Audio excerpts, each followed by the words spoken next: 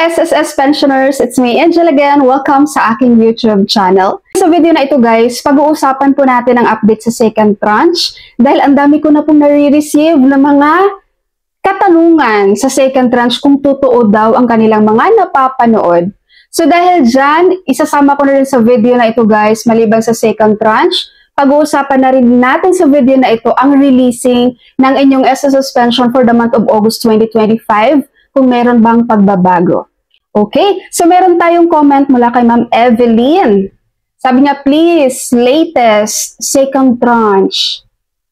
Mula naman kay Ma'am Ligaya. Pero yung 1,000 second tranche, totoo ba yun? Mula naman kay Ma'am Olivia. Good PM, may second tranche ba increase SSS pension? Thank you.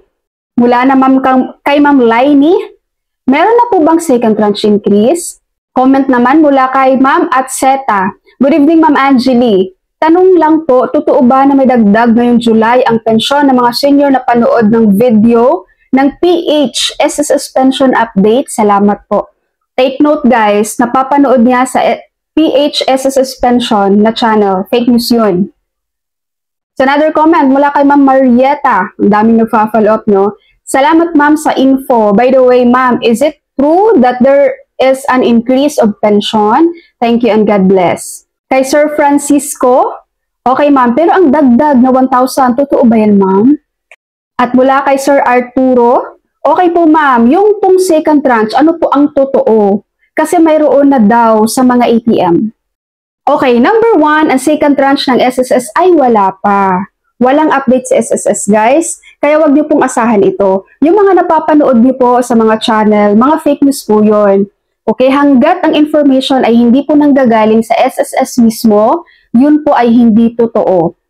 At share ko naman na sa inyo guys, yung mga channel dito na laging naglalabas ng fake news para sa inyong mga pensioners. Iwasan nyo nang panoorin yun. Kung kaya nyong i-block, kung marunong kayo mag-block ng mga channel dyan guys, i-block nyo na para hindi nyo mapapanood.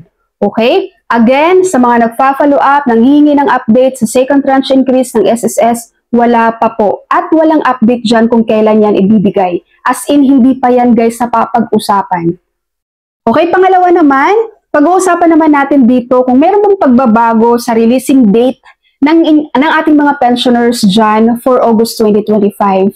Pero kung pag ikaw pensioner, natagal mo na nagpe-pension kay SSS, kabisado mo na, kailan pumapasok sa ATM mo yung pension mo, okay na po, kahit huwag mo na itong panoorin.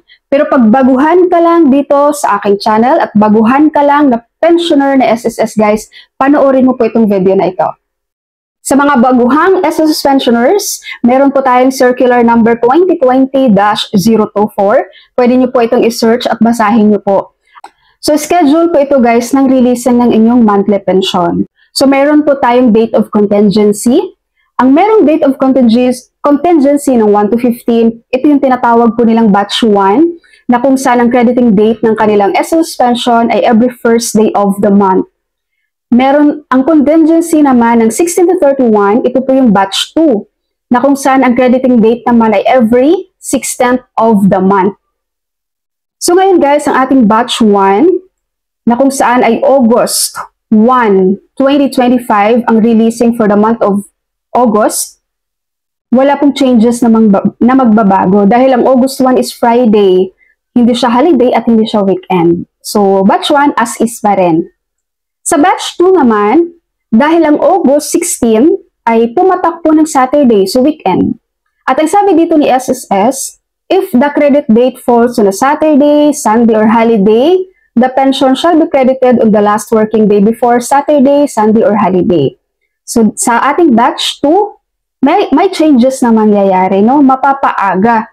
Dahil ang August 16 ay Saturday, so ibig sabihin August 15, meron ng mga batch 2 dito na matatanggap na nila ang kanilang pension for the month of August 2025. At lagi ko pong paalala sa ating mga pensioners dyan, kung hindi nyo na-receive on time ang inyong pension guys, dahil na po yun sa bank nyo, late ang credit po ng bank. So hindi po late sa SSS ha. Late ang credit ng bank. Kaya may mga pensioners po dito na iba guys na nag-change ng kanilang disbursement account, tagi-iba ng bangko. Dahil may mga bangko talagang late. Okay, pensioners, again, wala pong second tranche increase, guys. Yung mga napanood yung fake news po yun. That's all for my video for today. Thank you so much for watching, everyone. God bless you all.